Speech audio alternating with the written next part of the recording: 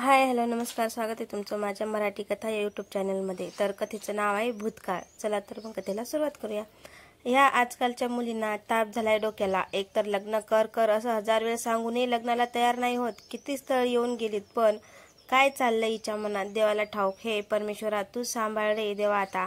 काल एक स्थळ आलंय, मुलगा चांगला कमावता आहे, स्वतःचे घर आहे, तर म्हणाली आधी मी भेटेन मग ठरवेन काय ते होकारायचे। आमच्या काळात होतं का असं काही? आम्ही नाही का संसार केले इतकी वर्ष? गेलीये कार्टी आज भेटायला। काय होतंय कुणास ठाऊक। मनातल्या चिंतेने तिच्या आईचा जीव कासावीस झाला होता। केतकी रोहनच्या बाजूला बसली होती। कोणीच काहीच बोलत नव्हते। वातावरण छान होते, पण मन प्रसन्न नसेल तर वातावरणाची प्रसन्नता काय कामाची? बोलणार कोण? म्हणजे बोलतील दोघेही, पण सुरुवात कोण करणार?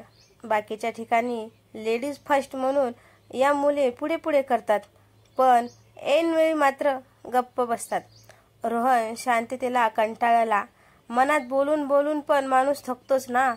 गुदमरायला होतं। शांततेला थोडासा हिसका देऊन रोहनने प्रश्न विचारला, मी त्या व्यक्तीची जागा घेऊ शकतो का? प्रश्न आला, पण उत्तर देणारी मात्र शांतच होती। डोळ्यातून काही शोधून सापडतंय का हे पाहायला रोहनने तिच्या नजरेत स्पष्ट बघायला सुरुवात केली, पण ती गप्पच। हाच प्रश्न मी तुला विचारला तर? रोहन फक्त हसला, म्हणाला हुशार आहेस हा तू बोलण्यात। अनुभवानेच शिकवलंय मला की जे आपल्याला छळतंय समोरच्यालाही कमी जास्त प्रमाणात तेच छळत असतं। केतकी तेव्हा हसण्यावर खूप राग असल्यासारखी हसली। तुम्हालाही असेलच ना भूतकाळ कोणाला नसतो? ज्याला भूतकाळ नाही असं कोणी सापडेल का पृथ्वीवर? खरं तर भूतकाळ असतो म्हणून वर्तमान आणि भविष्यकाळ अस्तित्वात येतात। भूतकाळातल्या चुका, अपूर्ण इच्छा, आनंद, द्वेष ह्या गोष्टी उद्याच्या उद्यानाला जन्म देतात। आपण जितकं आयुष्य जगलो त्यात एकही व्यक्ती आपल्याला आवडली नाही असे कोणी म्हणू शकत नाही, आणि म्हणालाच तरी त्यावर माझा विश्वास नाही। मी फक्त ऐकत होती। अगं, अगदी गुन्हेगाराला फासावर चढवणाऱ्या जल्लादालाही फुलं आवडत असणार। प्रेमापासून तोही वंचित नसेल। कितीतरी आवडत्या गोष्टी माणूस मनात लपवून ठेवतो, ज्याचं त्याचं काही ना काही रहस्य असतंच ना। पटलं म्हणून तिने फक्त होकाराची मान हलवली। आपण बोलतोय ते हिला पटतंय कळल्यावर रोहनलाही हुरूप आला। मी त्या व्यक्तीची जागा घेऊ शकतो का असं विचारणं खरं तर व्यर्थ आहे। समोरची व्यक्ती हो असं उत्तर देईलच कसं? शांततेही बरीचशी उत्तर दडलेली असतात, फक्त मनाचे कान उघडे हवेत। पण वर येऊन थांबला तो पण काय? तिनं विचारलं। पण हल्ली माणसांना शब्द ऐकूनही भावना कळत नाही। तिथे शांतता कळेल अशी अपेक्षा काही करायची आपण? ती फक्त हुसन हसली। यावर असो, आपण ज्या देवाला मानतो त्याच्या मृत्यू फोटो देवघरात ठेवतो, ते फोटो त्या मृत्यू बाजूला ठेवतो। देवामध्ये क्रम लावतो का आपण? माणसंही अशीच असतात। आवडत्या माणसामध्ये क्रम कधीच लावता येत नाही। ती सर्व एकतर आवडतात किंवा नाही आवडतात। असं काय असतं त्या माणसात? इतकं कसं कुणी वेड लावतं?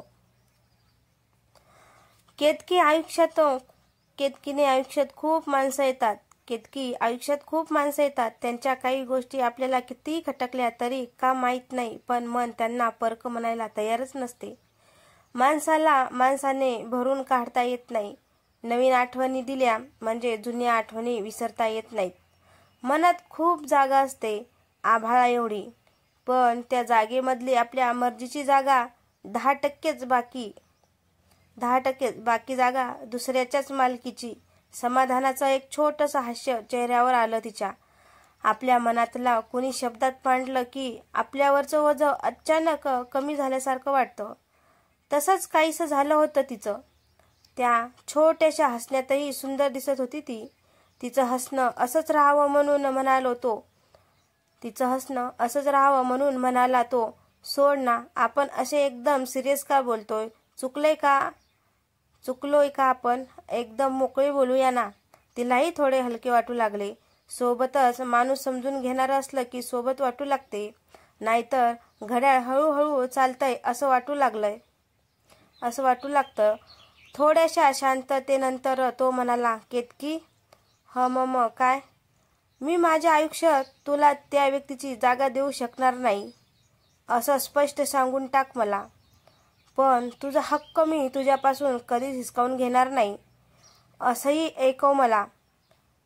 मन मला की गमावणं म्हणजे नक्की काय असतं हे अनुभवलंय मी. रोहन बोलत होता, पण केतकीच्या चेहऱ्यावरचे भाव काही बदलत नव्हते.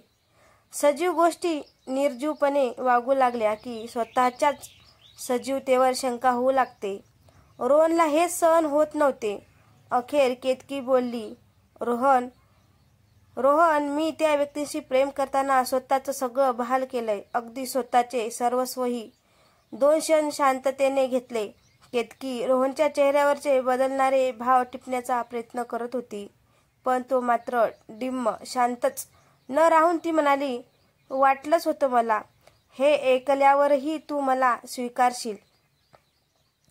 शांतता चिरून एकच वाक्य रोहनच्या कानावर आले, कधी कधी एखाद्या गोष्टीची आपण आतुरतेने वाट पाहतो आणि इतक्या प्रतीक्षेनंतर मिळालेली ती गोष्ट प्रतीक्षेपेक्षा जास्त भयानक वेदना देऊन जाणारी असते.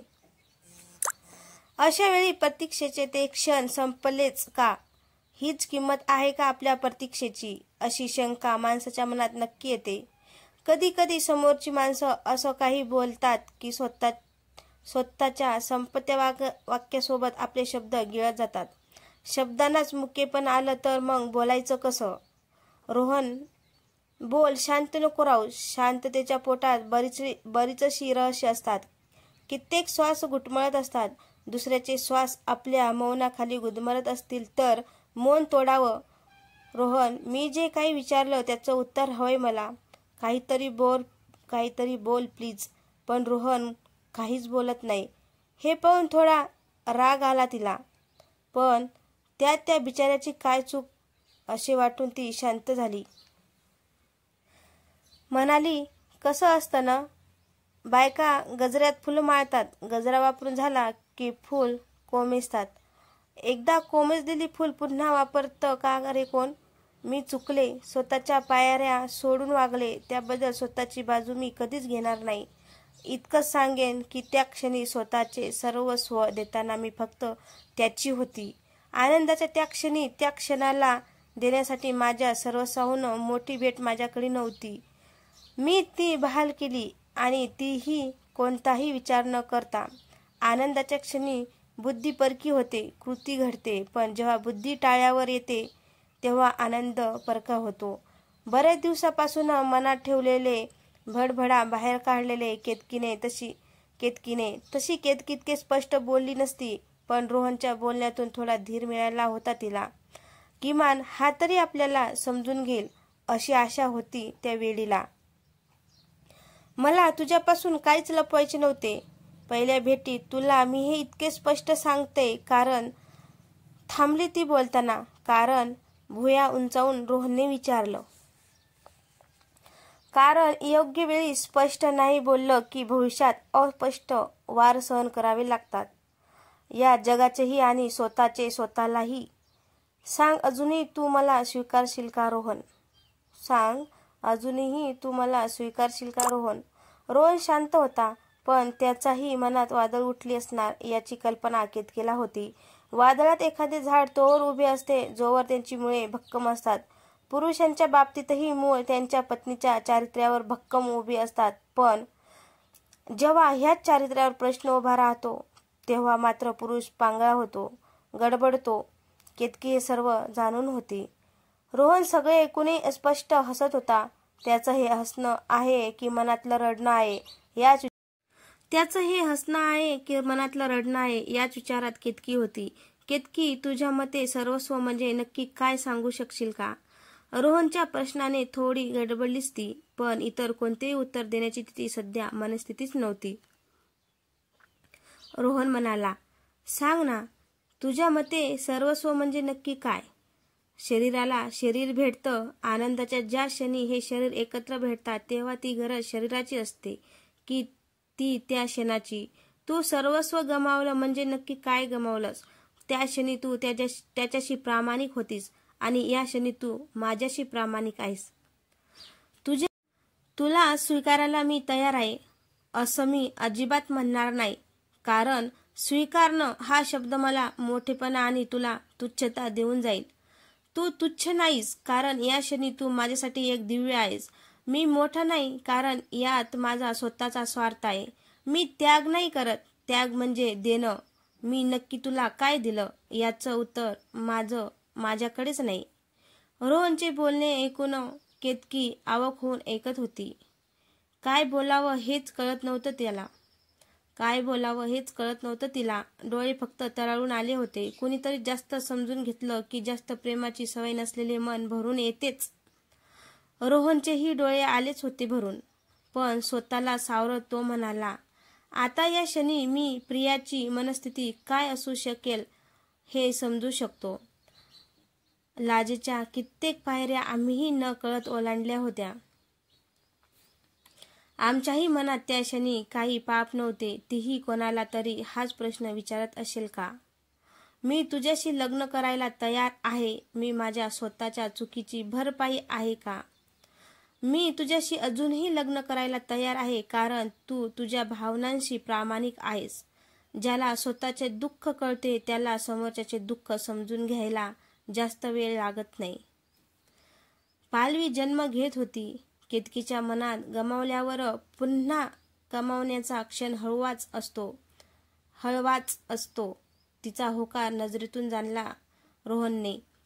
म्हणाला, केतकी, माणसांना चिडचिड करताना पाहतो आपण, पण या चिडचिड करण्यामागे त्यांना दुःखाचं न उलगडत असलेलं कारण कारणीभूत असतं. ज्याने स्वतः गमावणं अनुभवलंय ती व्यक्ती समोरच्याकडून सहजा काही हिसकावून घेत नाही, कारण त्या मागचं दुःख काय असतं हे ती व्यक्ती जाणून असते. माझा पुरुषी अहंकार नक्की आडवा येतो. मी नाही म्हणणार नाही, पण तरीही मी तुझ्याशी लग्न करायला तयार आहे, पण फक्त एका अटीवर. केतकीच्या भरलेल्या डोळ्यात तेव्हा प्रश्नचिन्ह होते. ओठात शब्द अडकून होते. घड्याळातले काटे तेव्हा त्या दोघांना सोडून बाकीची दुनिया पुढे घेऊन जात होते. मानेनेच कोणती अट? असा प्रश्न केतकीने केला. यापुढे आयुष्याच्या प्रत्येक क्षणी तू माझ्याशी इतकीच प्रामाणिक राहशील. सौख्याच्या कोणत्याही क्षणी आपल्यासोबत मी नि तू सोडून इतर कुणीच नसेल. प्रेमात तू माझी कधीच प्रतारणा करणार नाहीस. तुझ्या भूतकाळाचे भूत तू आपल्या भविष्यामध्ये कधीच येऊ देणार नाहीस. संसारातली वचने कागदावर लिहून घेता येत नाहीत. ती पाळणं न पाळणं आपल्या हातात असतं. तो एक गुप्त अबोल कारनामा असतो. तुझा भूतकाळ यापुढे परखा असेल, तुलाही आणि मलाही. मी तुझ्याकडे तुझा भूतकाळ नाही तर तुझा भविष्यकाळ मागतोय. देशील का? देशील पुढे? पुढे काय झालं? घरात आल्या आल्या अंदाजाचे डोंगर बांधणाऱ्या केतकीच्या आईने प्रश्नाचे भांडे केतकीसमोर रिकामी केले. केतकी, आलीस? आता तरी घेतलास का निर्णय? सांग माझ्या आई एकदाचं काय ते. हो तरी बोल, नाहीतरी बोल. जीव टांगणीवर लागलाय बघ कधीचा. आई, लग्नाची तारखा व्यवस्थित ठरव. हा, मला ऑफिसमधून जास्त सुट्टी नाही मिळणार ग. जास्तीत जास्त 14 दिवस सुट्टी मिळेल. लाजत आत गेली ती. या 14 दिवसानंतर केतकी समोर भविष्यकाळ उभा राहणार होता की भूतकाळ? खरंच भूतकाळ कधी पाठलाग करणं सोडतो का? स्वीकारण्याबाबतचा जो प्रश्न केतकीला विचारावासा वाटला, तोच प्रश्न रोहनला का विचारावासा वाटला नाही? पुरुषाला या गोष्टी माफ असतात का? अशा क्षणी पुरुष काहीच गमवत नाही का? तर मित्र